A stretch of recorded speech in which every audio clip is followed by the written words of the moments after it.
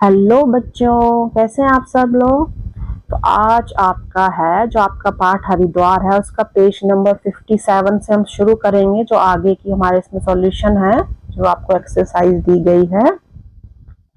ठीक है, तो ये है आपका लेखन के अनोखे तरीके। मतलब किसी चीज को, किसी वाक्य को, किसी बात को लिखने के लिए आप अलग अलग तरीके से उसको कैसे लिख सकते हो। जैसे आपने ये अभी पाठ जो पढ़ा हुआ है, इसमें क्या है, जो हरिद्वार जो पाठ है, इसमें क्या लेखक ने क्या, जिसके अनुभव हुए थे, एक्सपीरियंस हुए थे यात्रा के, सफर के, उसमें बहुत ही क्या है, कौन सी साहित्यिक और कल्पनाशील भाषा में प्रस्तुत किया है। जिसमें क्या है, कई स्थानों की जो तुलना है, उस जो तुलनात्मक वाक्यों के माध्यम से, मतलब जो दृश्य हैं, जो पिक्चर्स आपको, जो चीजें वो आपको दिखाई दे रही हैं, उनके साथ उनकी तुलना की है। जैसे हरी भरी लताओं की तुलना सज्जनों से इस प्रकार की गई है। कैसे की गई, जैसे जो पर्वत पर अनेक प्रकार की क्या है, वल्ली हरी भरी सज्जनों के शुभ मनोरथों की भांति फैलकर लहलहा रही है। इस तरह से जो लताएं हैं उनकी तुलना सज्जनों के साथ की गई है। तो इसी तरह नीचे कुछ तुलनात्मक वाक्य दिए गए हैं, उनको क्या करना है, अपने पाठ में ढूंढना है। और जो लेखक है उसने उसको किस तरह से विशिष्ट अलग प्रकार से उसको लिखा है, वो आपने इसमें बताना है। जैसे ये है, वृक्षों की तुलना साधुओं से की गई है। इसको आपने लिखना है कि लेखक ने पाठ में उसको किस तरह से लिखा है। गंगा जल की मिठास की तुलना चीनी के साथ की गई है। हरियाली की तुलना गलीचे से की गई है। और जो नदी की धारा है उसकी तुलना किसके साथ की गई, जो राजा हैं, जो राजा थे भगीरथ, उनके यश जो कीर्ति थी उसके साथ उनकी की गई है। तो इसके देखते हैं हम। पहला है कि जो कैसे तुलना की गई, कि जो सज्जन ऐसे कि पत्थर मारने से फल देते हैं। मतलब सज्जनों के साथ उनकी तुलना की गई है। दूसरा था कि जो वहां का जल था वो कैसा, बिल्कुल मीठा था, चीनी के समान। तो उसको कैसे लिखा गया है, यहाँ का जल अत्यंत शीतल है और मिष्ट भी वैसा ही, मानो चीनी के पने को बर्फ में जमाया गया है। जैसे चीनी के घोल को हम जब उसका बर्फ जमा देते हैं तो इतना मीठा और शीतल और ठंडा है। अगला था जो वहां पे क्या थी, जो गलीचों, जो हरियाली थी चारों तरफ, ऐसी लगती थी कि जो वहां पे यात्री हैं, जिनको यात्रियों लिखा गया है, उनके विश्राम आराम के लिए क्या थी, बिछाई गई है। तो इसको कैसे लिखा है, हर एक गलीचे की यात्रियों के विश्राम के हेतु बिछायत बिछी थी। मतलब बिछाई गई थी, ऐसा लग रहा था। नेक्स्ट था, जो भगीरथ हैं राजा, उनकी तुलना, उनके यश और कीर्ति की तुलना किससे की गई थी, जो वहां की पावन नदी है गंगा जी। ठीक है, तो एक और त्रिभुवन पावनी श्री गंगा जी की पवित्र धारा बहती है, जो राजा भगीरथ के उज्जवल कीर्ति की लता सी दिखाई देती है। इस तरह से इनको आपके पाठ में लिखा गया था। आप पाठ को दोबारा पढ़ेंगे तो आपको उसमें से सब ये वाक्य आपको उसमें से मिल जाएंगे। आगे आपका पेज नंबर 57 का ये, इसमें क्या था, जो आगे उनको दिया है कि वो कहते हैं कि मैं उस पुण्य भूमि का वर्णन करता हूँ जहां प्रवेश करने से, मतलब जहां जाने से ही मेरा जो मन है वो शुद्ध हो जाता है, पवित्र हो जाता है। तो यहाँ के जो पंडित बड़े ही विलक्षण विलक्षण और संतोषी हैं। मतलब उनका एक पैसे कोई लाख मान लेते हैं, उनका थोड़े में ही गुजारा हो जाता है, वो संतोष कर लेते हैं। तो ये पंक्तियां आपने फिर से देखी। इसमें क्या है, जो प्राचीन हिंदी भाषा की छवि, मतलब काफी है। जैसे आपने पढ़ा था कि जो पाठ जो लिखा गया था पत्र, 150 साल पुरानी इसमें भाषा है। मतलब पहले इसमें बिल्कुल प्राचीन हिंदी कैसी होती थी। तो आपने क्या करना है, ये जो दिया है आप इन्हें देखिए, पंक्तियां जो आपको पाठ में दी गई है, इनको आपने क्या करना है, अपने थोड़ा सा इनको सरल करके, इजी करके अपनी भाषा में लिखना है। जैसे इन वृक्षों पर अनेक रंग के पक्षी चहचहाते हैं और नगर के दुष्ट बदिकों से निडर होकर कल्लोल करते हैं। मतलब हम इसको थोड़ा सा अपनी सिंपल उसमें सरल भाषा में करेंगे, आप अपने आप आराम से लिख सकते हैं। जैसे वृक्ष क्या, हम उनको पेड़ कहते हैं, तो रंग के अनेक रंग के मतलब पेड़ों पर अनेक क्या है, रंग रंग बिरंगे जो पक्षी हैं वो क्या करते हैं, चहचहाते हैं। और जो नगर के क्या थे, जो वहां के जो दुष्ट बधिक, बधिक जो मतलब शिकारी होते हैं, जो पक्षियों को पढ़ते हैं, तो वो इतने खुश होते हैं, चहचहाते हैं कि वहां के जो वो शिकारी हैं उनसे भी वो डरते नहीं है, और वहां पे पेड़ों पर उछल कूद और खेल कूद करते रहते हैं। और नेक्स्ट, वर्षा के कारण सब और हरियाली की दृष्टि पड़ती थी, मानो हरे गलीचा यात्रियों के विश्राम के हेतु बिछायत बिछी थी। मतलब बारिश के कारण चारों ओर इतनी हरियाली थी, ऐसा लगता था जैसे उनके लिए, यात्रियों के लिए विश्राम आराम के लिए कोई गलीचा या दरी बिछाई गई हो। जैसे ये लिखा गया है, नीचे देखेंगे आप, ये इन पेड़ों पर रंग बिरंगे पक्षी चहचहाते और उछल कूद करते हैं, जो शिकारियों से भी नहीं डरते। ठीक है। और बारिश के कारण हर तरफ हरियाली दिखाई दे रही थी, जो ऐसी लग रही थी कि जैसे यात्रियों के आराम करने के लिए कोई दरी बिछाई गई हो।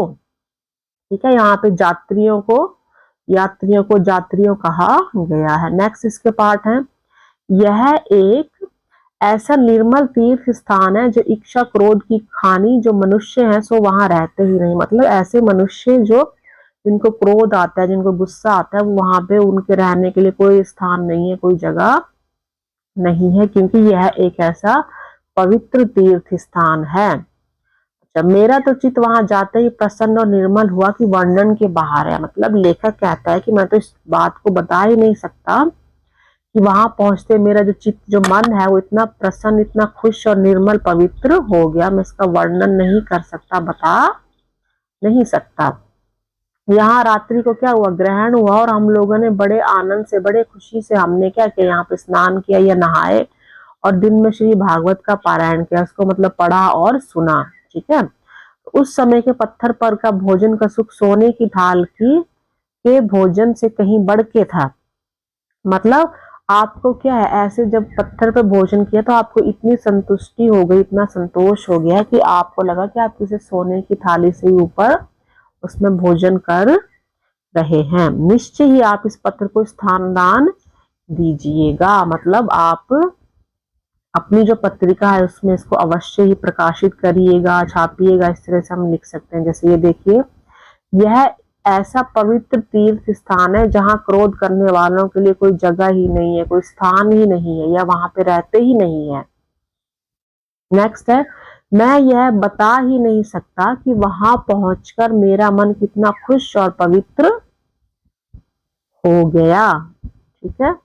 नेक्स्ट है, रात को क्या हुआ, यहाँ ग्रहण हुआ, और हम लोगों ने क्या किया, ग्रहण में खुशी से स्नान किया, और दिन में श्री भागवत पुराण को सुना, या फिर और क्या हो सकता है, पढ़ा, सुना, और हमने क्या किया, उसको पढ़ा, पाठ किया, पारायण किया, उसको हमने पाठ किया, ये पढ़ा। और उस समय जो वहां पे क्या थी, पत्थर पर खाने की खुशी किसी सोने की थाली में खाने से भी ज्यादा थी। और लास्ट जो था, आप जरूर ये जो पत्र, जो खत लेखक ने लिखा है, वो कहता है कि इसको अपनी पत्रिका में प्रकाशित करें, जरूर आप इसको प्रकाशित करें, स्थान दान दीजिए। नेक्स्ट है आपका, इस रचना में क्या है, आपने जो ये पढ़ी है, हरिश्चंद्र का जो पत्र पढ़ा है, इसमें कहीं कहीं प्राचीन वर्तनी, जो वर्तनी लिखने की जो भाषा है प्राचीन पुरानी है, उसका प्रयोग हुआ है। जैसे शिखर के लिए शिशर का प्रयोग हुआ है, यात्रियों के लिए जात्रियों का हुआ है। तो आपने ऐसे शब्दों की सूची बनानी है, इनको कैसे लिखते हैं। ठीक है, तो हमने एक सूची बनाई है, आप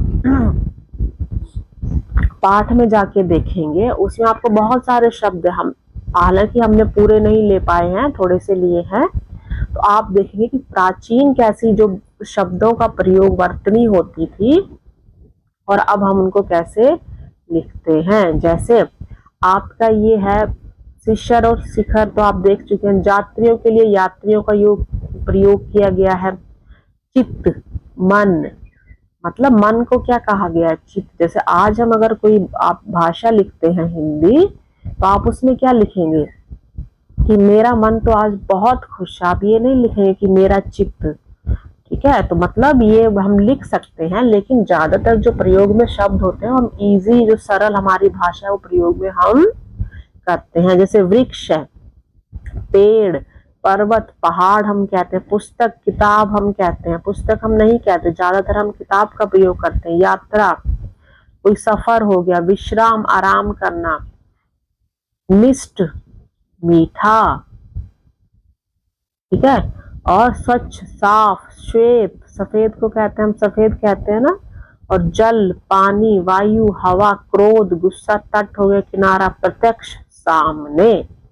मतलब इस तरह से ये जो हमारी, ये गलत नहीं है लेकिन सही है, ये प्राचीन हमारी जो भाषा है वह आज भी, जो आप ये कविताएं पाठ पढ़ते हैं जो पहले की लिखी गई हैं उनमें ये प्रयोग होते हैं, और आज भी हम इनका शब्दों का प्रयोग करते हैं। लेकिन हम ज्यादातर ये जो सरल भाषा है, सरल शब्द है, उनको उपयोग में लाते हैं, अपने बोलने चालने के लिए उनको उपयोग में लाते हैं। तो इस तरह से आप और भी शब्द इस पाठ में से ढूंढ सकते हैं, ठीक है। अगर आपको कोई और अन्य, आप इसमें ढूंढिए शब्द और कमेंट सेक्शन में लिख के जरूर मुझे बताइएगा, ठीक है।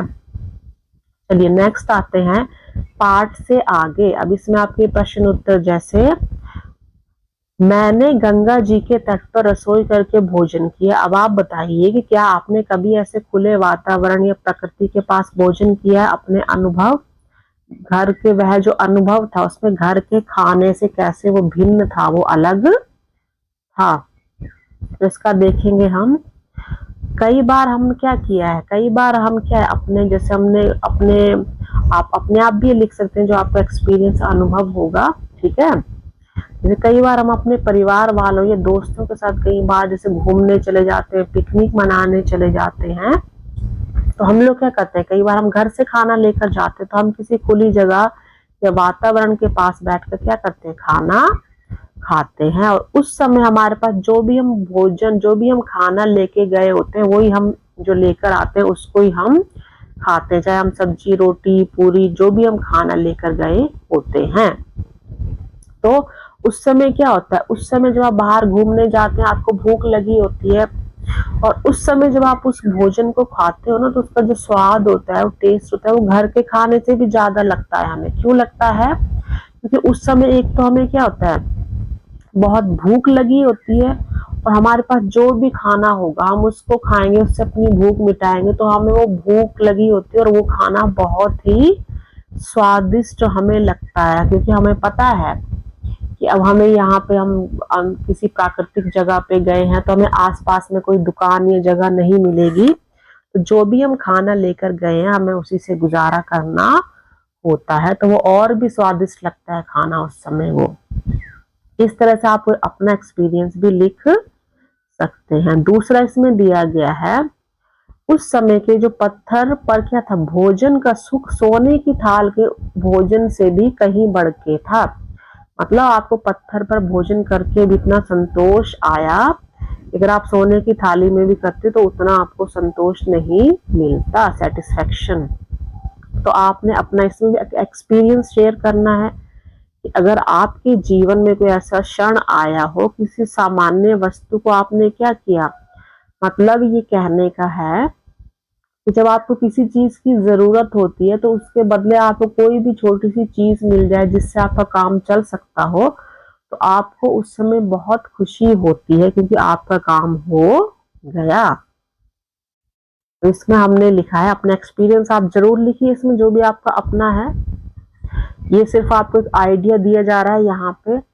तो एक बार क्या होता है कि बहुत गर्मी के दिन घर लौटते समय, कहीं बाहर से, जैसे कोई, मैं घर लौट रही थी या था, मुझे बहुत प्यास लगी, फिर कहीं मुझे पानी वानी नहीं मिला, और उसी समय रास्ते में मुझे एक मिट्टी का घड़ा दिखा, और उसमें से ठंडा पानी पीकर जो मुझे इतने ताजगी, फ्रेशनेस आई और इतनी खुशी का एहसास हुआ, तो किसी महंगे, कोई महंगा आपका शीतल पेय, कोई भी महंगी कोल्ड ड्रिंक या ठंडे पानी से भी वो कहीं अधिक था। मतलब वो अनुभव कैसा था कि आपको बहुत प्यास लगी और आपको कहीं पानी नहीं मिल रहा है, और जब अचानक से आपको घड़ा दिखाई देता है पानी का, तो आप जब उसे पीते हो तो आपको बहुत ही वो ठंडा और शीतल लगता है और आपका मन आप बहुत खुश होता है, आपकी प्यास बुझ जाती है। तो मतलब उस समय आप कोई महंगी कोल्ड ड्रिंक पियो या कुछ, वो भी इतना आपको उसका स्वाद नहीं दे पाएगी, क्योंकि आपको प्यास लगी थी, प्यास तो पानी से ही बुझेगी। ठीक है। नेक्स्ट है, हर तरफ पवित्रता और प्रसन्नता बिखरी हुई थी। आपने फिर इसमें अपना अनुभव बताना है कि कोई ऐसा स्थान हो जहां जाते ही आपका जो मन है वो क्या है, शांत हो गया और आपको कौन कौन सी बातें अच्छी लगी। तो मतलब कई जगहों पर हम घूमने जाते हैं, ठीक है, तो जैसे मंदिर है, मुझे क्या है, मंदिर और नदी के किनारे जाना बहुत अच्छा लगता है। क्यों? क्योंकि वहां का जो शांत वातावरण है, और जैसे मंदिर है, मंदिर में धीरे धीरे घंटियों की आवाजें बजती हैं, वहां पे पानी बह रहा है नदी के किनारे, तो उससे क्या होता है, उससे जो मन है वो शांत हो जाता है, वह मन को शांत कर देता है। तो इस तरह से आप अपना अनुभव, एक्सपीरियंस यहाँ पे शेयर कर सकते हैं, लिख सकते हैं।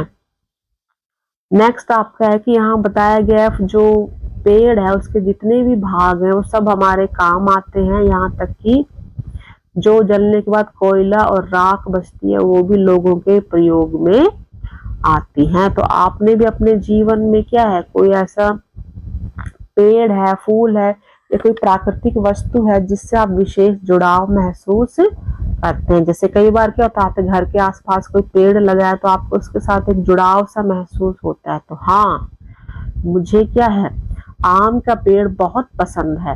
हमारे घर के बगीचे में एक पुराना आम का पेड़ है जिसे बचपन से हम देख रहे हैं। ठीक है।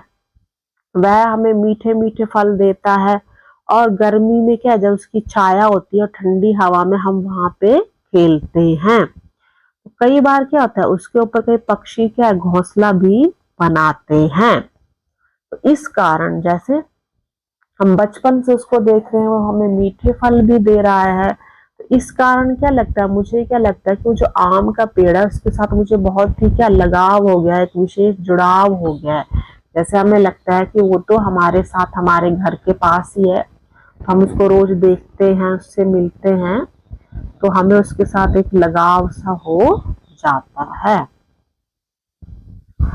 आगे आपका है प्रकृति का सौंदर्य और संरक्षण। मतलब प्रकृति जो हमारा वातावरण है आसपास का, उसका सौंदर्य और उसका संरक्षण, उसको कैसे बचाना है आपने। ठीक है। जैसे पॉल्यूशन हो गया है तो गंदगी हर तरफ फैली, तो आप कैसे अपने पर्यावरण को, जहाँ पेड़ पौधे हैं, उनको सुरक्षित रखोगे। तो जैसे यह जो भूमि है तीन और क्या है, सुंदर हरे हरे पर्वतों से घिरी है। और आपने पत्र में पढ़ा कि जो हरिद्वार का प्राकृतिक जो सौंदर्य क्या बड़ा ही अद्भुत है। ठीक है। और इसको बनाए, किसी भी चीज को सुंदर बनाए रखने के लिए उसका क्या है, साफ सफाई की जरूरत है, आप उसको संभाल के रखोगे। ठीक है। तो ये प्रत्येक जो इंसान है, जो मानव है, उनकी इक्वल, मतलब सबका एक जैसा रोल होगा, एक जैसा भूमिका होगी कि सब एक साथ मिलकर क्या करेंगे, जैसे ग्रुप बनाएंगे, आप उसमें चर्चा करेंगे और आप देखेंगे उसके बाद आपने क्या करना है, आपने तीर्थ ही नहीं पृथ्वी भी पावन हो, इस पर क्या है, मतलब इस पर आपने सब्जेक्ट है, विषय, इस पे आपने एक जन जागरूकता पोस्टर बनाना है, लोगों को जागरूक करना है कि आपने क्या करना है, अपने वातावरण को शुद्ध रखिए, उसको सौंदर्य को बढ़ाइए, उसकी साफ सफाई आप करिए। ठीक है। तो आपने एक इसमें क्या करना है, पोस्टर बनाना है आपने इसमें। तो ये आपका है, जैसे आपने टाइटल तो देख लिया है इसका। ठीक है। तीर्थ ही नहीं, जो पृथ्वी है वो भी पावन हो। ठीक है। तो हम आपको एक आउटलाइन दे रहे हैं कि आप किस तरह से पोस्टर बना सकते हैं। सबसे पहले आप शीर्षक लिखेंगे। ठीक है। उसके बाद उसमें पोस्टर में क्या आप नारे लिखेंगे, स्लोगन लिखेंगे, जैसे पेड़ लगाओ, पृथ्वी बचाओ, गंगा को गंदा मत करो। ठीक है। और प्लास्टिक छोड़ो, प्रकृति से नाता जोड़ो, स्वच्छ निर्मल निर्मल, स्वच्छ पर्वत निर्मल नदी, यही है हमारी जिम्मेदारी। दारी, प्रकृति का सम्मान ही असली तीर्थ है। ठीक है, इस तरह से इतने सारे आपको नारे दिए गए, जरूरी नहीं आपने सारे लिखने हैं, आप इसमें से कोई एक या दो भी आप इसमें से प्रयोग कर सकते हैं। फिर आपको एक छोटा सा चित्र बना के एग्जाम्पल दिया गया है, जैसे आप इस तरह से बना सकते हैं। जैसे हमने क्या लिखा है, स्वच्छ पर्वत निर्मल नदी यही है हमारी जिम्मेदारी। यहाँ पे थोड़ा सा मात्रा लगा लेंगे, है पे दो। ठीक है, तो आइए सब मिलकर पर्यावरण को सुरक्षित रखें। जैसे हम क्या कर रहे हैं, ये पेड़ पौधे लगाओ, ये देखो साफ सफाई कर रहे हैं बच्चे, मतलब अपने आसपास के वातावरण को साफ रखना है, उसकी साफ सफाई करनी है, कचरा नहीं फैलाना है। ठीक है, तो स्वच्छ भारत और स्वस्थ भारत, अगर आप साफ सफाई रखेंगे तो सभी स्वस्थ रहेंगे। प्रकृति की रक्षा जीवन की रक्षा, इस तरह से आप इसमें लिख सकते हैं। नीचे भी आपने देखा ये दो हाथ है, इसमें पृथ्वी को पकड़ा गया है, मतलब पृथ्वी को बचाया गया है। ठीक है, आप ध्यान से देखिए, इस तरह से आपको आइडिया दिए गए। आप साइड में क्या पहाड़ बना सकते हैं, पहाड़ उसमें से नदी निकल रही है, इस तरह से भी आप बना सकते हैं। जैसे ठीक है, एक तरफ पहाड़ और नदी है, हरियाली है, दूसरी तरफ ऐसे बना सकते हैं कि लोग क्या कर रहे हैं, पेड़ लगा रहे हैं, सफाई कर रहे हैं, नीचे पृथ्वी को थामे हुए पकड़े हुए एक हाथ है। और एक आप संदेश लिख सकते हैं इस तरह से कि आइए सब मिलकर पर्यावरण को सुरक्षित रखें, या फिर स्वच्छ भारत स्वस्थ भारत और प्रकृति की रक्षा जीवन की रक्षा। तो इस तरह से आपने एक सुंदर सा और अच्छा सा पोस्टर आपने बनाना है। चलिए आगे है स्वास्थ्य और योग। ठीक है, तो इसमें क्या है, आपको इसमें भी अपने एक्सपीरियंस, अपने अनुभव लिखने हैं। जैसे लेखक ने लिखा था कि उसके मन में बार बार वैराग्य और भक्ति का उदय होता था। तो आजकल लोग क्या करते हैं, मन की शांति और स्वास्थ्य लाभ के लिए, भक्ति के लिए तीर्थ कहाँ जाते हैं, तीर्थ और पवित्र स्थानों की यात्रा करते हैं। तो आपने इसमें क्या करना है, 5 मिनट ध्यान लगाकर या मौन लगाकर बैठना है और अपने आसपास की जो ध्वनि है, आवाजें, उनको सुनना है, और अपनी जो श्वास है, जो आपकी सांस चल रही है, उस पर आपने ध्यान देना है, ध्यान रखना है, और आपने इस अनुभव पर एक अनुच्छेद लिखना है। ठीक है, और उसके नीचे है कि आपने एक जो अंतरराष्ट्रीय, आपको पता है ना, इंटरनेशनल योग डे होता है 21 जून को होता है, जब ये आपका हो चुका है, उसमें आपने क्या लिखना है, एक सूचना लिखनी है, जैसे आप नोटिस बोर्ड पे सूचना लगाते हैं। ठीक है, तो इसका हम लिखेंगे कि जब मैंने 5 मिनट मौन बैठकर ध्यान लगाया तो मुझे क्या हुआ, शांति का अनुभव हुआ। आसपास की जो ध्वनियां थी उनको सुनकर और अपने श्वास, अपनी सांस पर ध्यान केंद्रित करके जो मन क्या था, बहुत ही शांत और हल्का महसूस हुआ। जो ध्यान है उससे एकाग्रता बढ़ती है, मतलब ध्यान इसलिए लगाया जाता है कि आप किसी चीज को फोकस कर सको। जैसे आप पढ़ाई करते हो तो आप उसमें अच्छे से ध्यान लगा के पढ़ाई कर सको, और जो मन को नया उत्साह मिलता है। इसके अलावा भी आप ये करके देखिएगा। ठीक है, ध्यान लगाइए और एक्सपीरियंस करिए कि आपको कैसा महसूस होता है, और आप वो अपने अनुभव इस पे लिख सकते हैं। अब नेक्स्ट हमने इसमें क्या लिखनी थी, एक सूचना लिखनी थी अंतर्राष्ट्रीय योग दिवस पे। तो सूचना कैसे लिखी जाती है, पहले विद्यालय का नाम लिखा जाता है, ठीक है, और उसके बाद डेट लिखी जाएगी, दिनांक। जैसे 21 जून है तो वहां पे प्रिय विद्यार्थियों, सबसे पहले विद्यार्थियों को संबोधित किया जा रहा है। हमारे विद्यालय में 21 जून को अंतर्राष्ट्रीय योग दिवस मनाया जाएगा। ठीक है, तो इस अवसर पर आप 7 बजे से योगाभ्यास कार्यक्रम आयोजित होगा। ठीक है, 7 बजे से प्रोग्राम शुरू होगा, तो कार्यक्रम में सभी छात्र छात्राएं और जो शिक्षक है वो भी भाग लेंगे। तो जो योग विशेषज्ञ आएंगे वो हमें विभिन्न प्रकार के आसन और प्राणायाम का अभ्यास कराएंगे, उनके बारे में हमें बताएंगे। तो सभी विद्यार्थियों से निवेदन है कि समय पर उपस्थित होकर इस आयोजन को सफल बनाएं।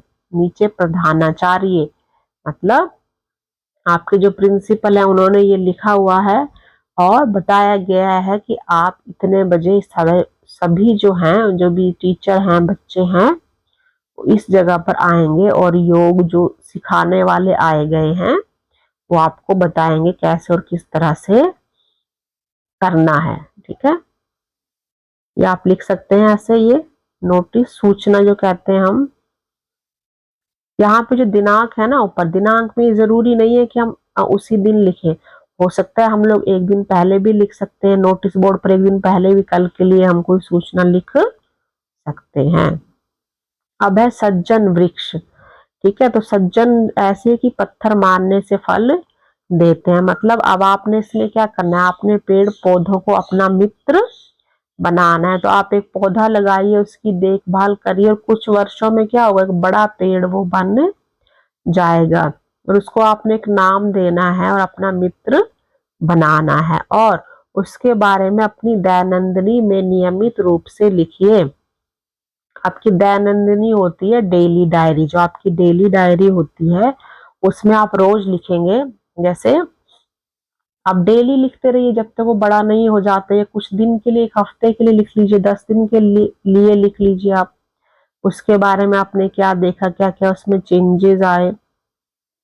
तो मैंने क्या किया, अपने घर के आंगन में एक आम का पौधा लगाया है। ठीक है, और मैं प्रतिदिन क्या करता हूँ, उसे पानी देता हूँ और उसकी जड़ों में खाद डालता हूँ और उसकी पत्तियों की देखभाल करता हूँ।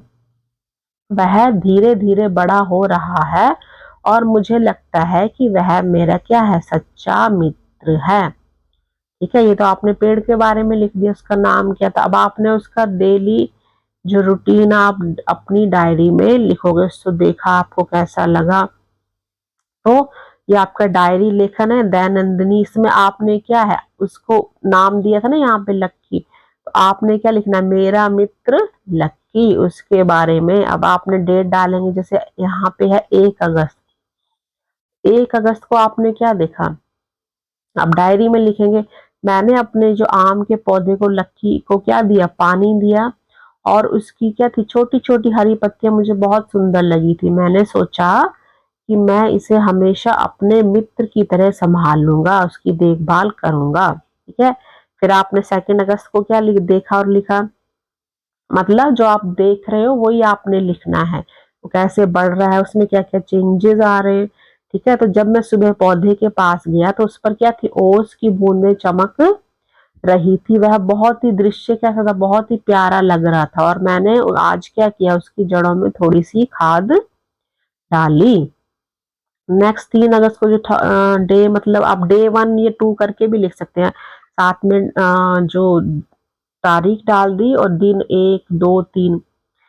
3 अगस्त को क्या हुआ, आज हवा थोड़ी तेज चली पर मेरा जो पौधा था वो मजबूती से खड़ा रहा और मैं उसके पास जाकर बैठकर मैंने किताबें पढ़ी। सचमुच वह मेरा सच्चा साथी है। ठीक है, जब आप किसी चीज की देखभाल करोगे, रोज उससे मिलोगे, देखोगे, तो आपको उससे एक लगाव सा हो जाता है और आप उसको अपने एक अच्छे दोस्त की तरह मानने लगते हैं। जब आप रोज उससे मिलोगे, उससे बातें करने लगोगे। तो 4 अगस्त का है कि जो लक्की कौन था, उसका दोस्त था।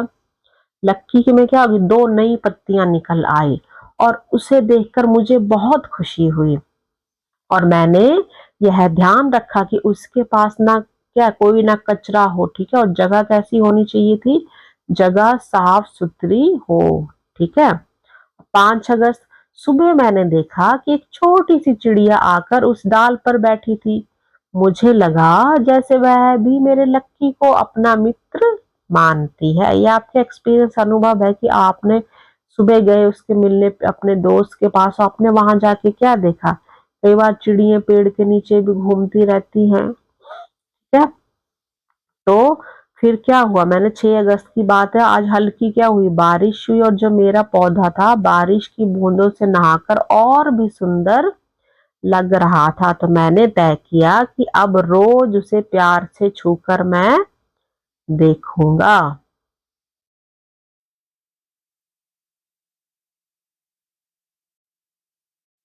और 7 अगस्त, ठीक है, तो 7 अगस्त को क्या हुआ, जैसे ये हफ्ते का, एक हफ्ते का लिखा गया है।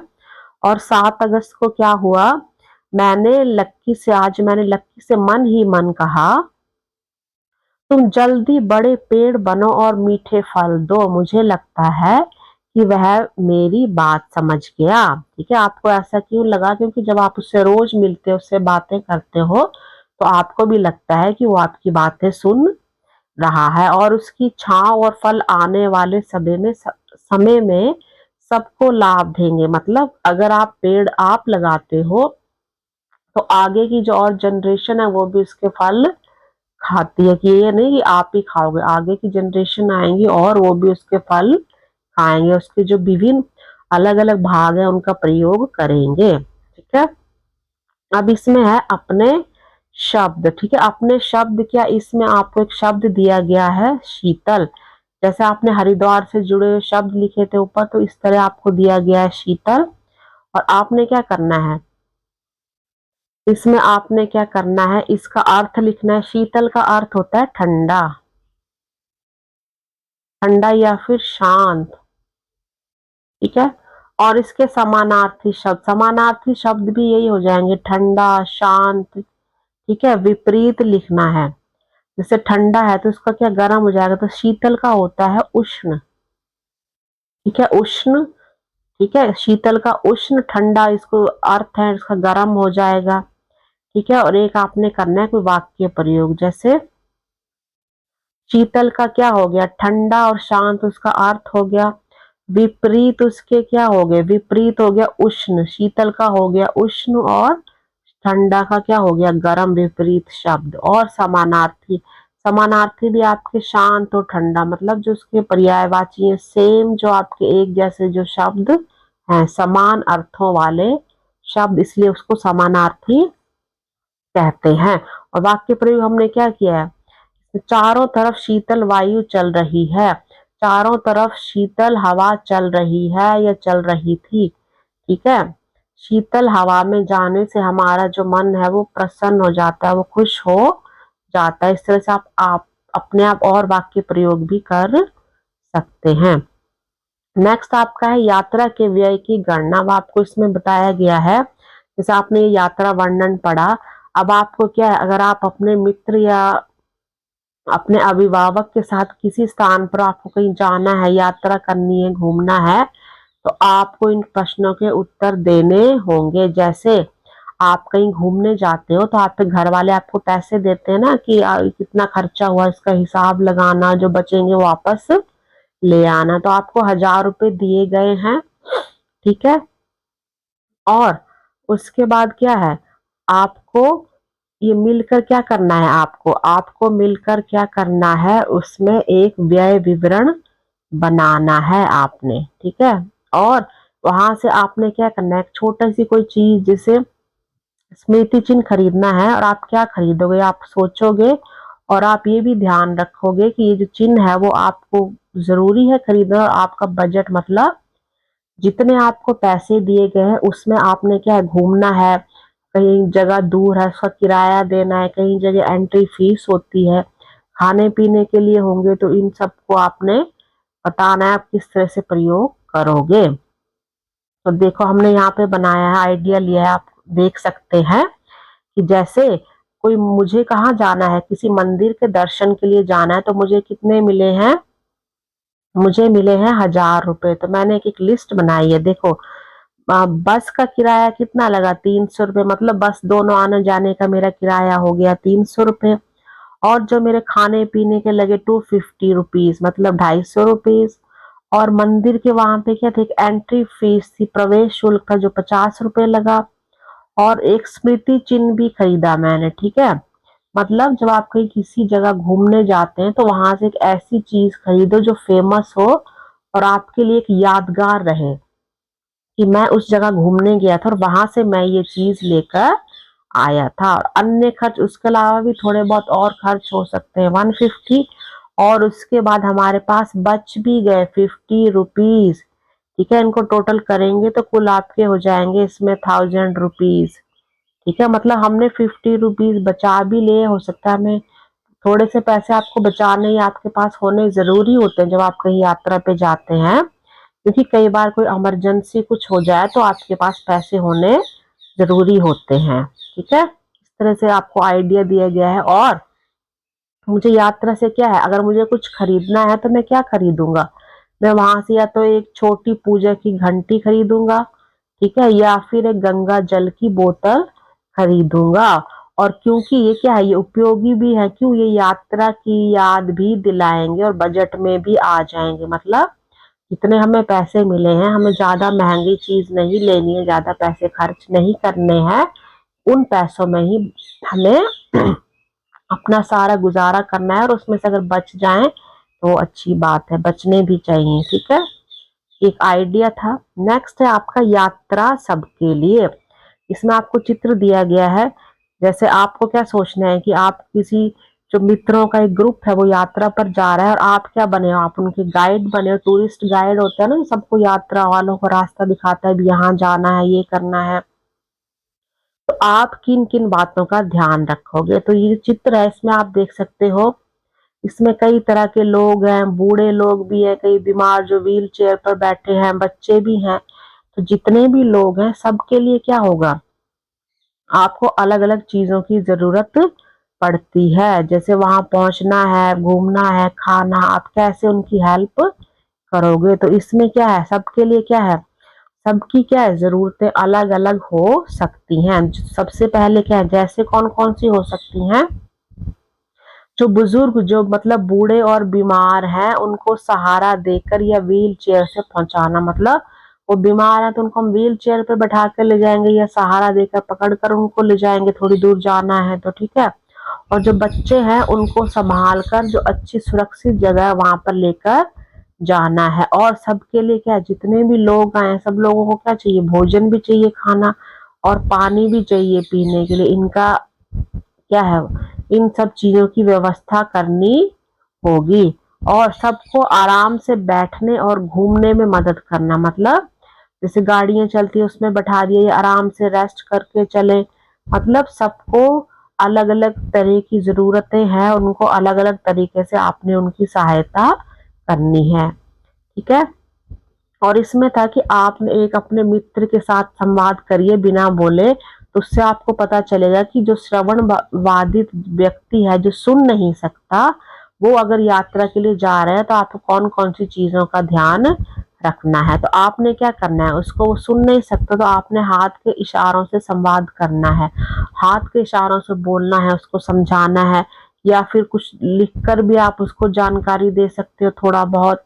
और यात्रा के दौरान मतलब उन्हें पास पास रखना, अगर वो दूर चले गए या मतलब गुम हो गए तो उनको ढूंढना मुश्किल होगा, तो आपके साथ रहेंगे या आप उनके साथ रहोगे तो उन्हें ढूंढना आसान होगा।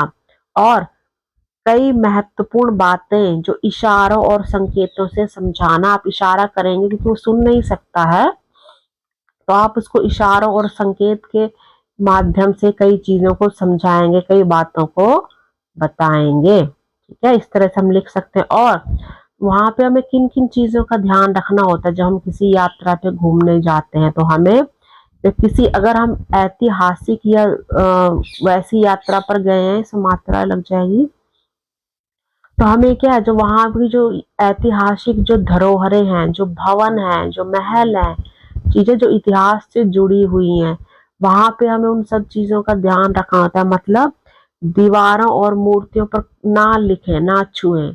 कई लोग होते हैं ना, घूमने जाते दीवारों को खराब कर देते हैं, वहां अपना नाम लिख देते हैं, तो वो गलत चीज है, ठीक है। आपने ना दीवारों को छूना है और ना मूर्तियों को छूना है, ठीक है, कुछ नहीं लिखना है। कूड़ा कचरा इधर उधर ना फेंके, मतलब कोई भी कूड़ा कचरा, आप पानी पी रहे हैं, खाना खा रहे हैं, आपने सारा गंद वहां पे फैला दिया, तो प्रॉपर उसको वहां आपने देखना है, कहीं डस्टबिन होगा तो उसमें डालकर आना है, ठीक है। और जो भी वहां पे नियम बनाए जाते हैं, रूल्स, उनको आपने फॉलो करना है, उनको पालना है, ठीक है, पालन करना है, सॉरी, ठीक है, वहां के नियमों का क्या करना है, पालन करना है, उनको मानना है। और शांति और अनुशासन बनाए हुए वहां पर घूमे, आराम से, शांति से और अनुशासन से, ऐसे नहीं बहुत भीड़ और आप भीड़ में घुसे जा रहे हैं, ठीक है। मतलब ये सब चीजों का आप ध्यान रखोगे जब आप एक टूरिस्ट गाइड बनते हो, ठीक है। ऊपर इसमें चित्र दिया गया था, आपने देखा। अभी है आपका आज की पहेली। अब आपने पहेली बतानी है, ये आप इसमें से देखेंगे, किताब में पाठ में आपको दिए गए हैं, ठीक है। तो आपने शब्द ढूंढने हैं और लिखने हैं। जैसे एक मसाले का नाम, ठीक है, मसाला आपने पढ़ा है, इसमें कौन से मसाले, आपको 2 मसालों के नाम इसमें दिए गए हैं, दाल चीनी, ठीक है। एक लिखना है, आपको बता दिया आप जावित्री भी लिख सकते हो, जैसे आपको पता होना चाहिए, तो आप जावित्री लिखिए या आप फिर दालचीनी लिखिए, ठीक है। कपास से जुड़ा एक शब्द, कपास मतलब जिससे कॉटन बनता है, ठीक है।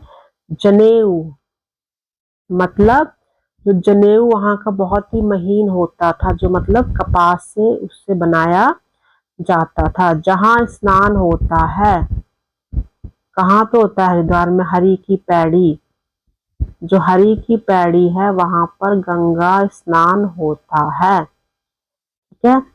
अब है वृक्ष के किसी अंग का नाम, ठीक है, वृक्ष के किसी अंग का नाम आपने लिखना है, जैसे जड़ हो गया, उसके अलावा भी आप क्या लिख सकते हैं, फूल हो गया, पत्ती हो गया, तना हो गया, इस तरह से आप कई उसके, हमें एक ही पूछा गया, हमें एक ही लिखना है, आपको बताया जा रहा है, ठीक है।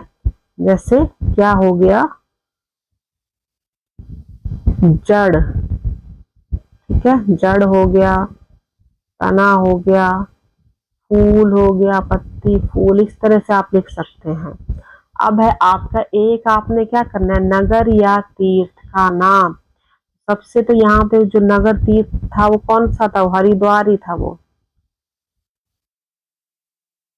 और उसके अलावा एक और था, जैसे वो था कनखल। आपको 2-2 बताए जा रहे हैं, आपने लिखना एक है, और जो भी आप दोनों में से लिखना चाहते हैं, याद कर सकते हैं, वो आप लिख सकते हैं, ठीक है। तो नगर या तीर्थ का नाम क्या हो गया, हरिद्वार या फिर कनखल। अब है व्यापार से जुड़ा स्थान, तो यहाँ पे बताया गया था ना कि यहाँ पे क्या लगती हैं, दुकानें लगती हैं, रात को बाजार जो दुकानें हैं बंद हो जाती हैं। एक नदी का नाम, गंगा, जिसमें प्रयोग हुआ है। एक पर्वत का नाम, तो यहाँ पे एक पर्वत दिया था, विल्व पर्वत, ठीक है, ये आपका हो गया पर्वत। और लास्ट है आपका एक धार्मिक ग्रंथ, जो धार्मिक ग्रंथ अपना था वो श्री भागवत पुराण, श्री लगाते हैं ना आदर के साथ, श्री भागवत पुराण हम लिख सकते हैं, या फिर श्री भागवत भी लिख सकते हैं, ठीक है। धार्मिक ग्रंथ है जिसमें कृष्ण जी की अनेक प्रकार की जो कथाएं हैं उनका वर्णन किया गया है, ठीक है। व्यापार से जुड़ा हो गया आपका दुकान, नदी का नाम, गंगा, पर्वत, बिल पर्वत, और धार्मिक ग्रंथ आपका श्री भागवत पुराण, ठीक है। इस तरह से आप पीछे जाके बाकी भी देख सकते हैं। अब लास्ट है आपका इसका झरोखे से, इसमें आपको एक और दिया गया है, जो भारतेंदु हरिश्चंद्र द्वारा जो पत्र है, ठीक है, उनका एक और पत्र उन्होंने लिखा था संपादक को, उसके कुछ अंश नीचे दिए गए हैं, इसे आप पढ़ के आपस में विचार करेंगे, ठीक है।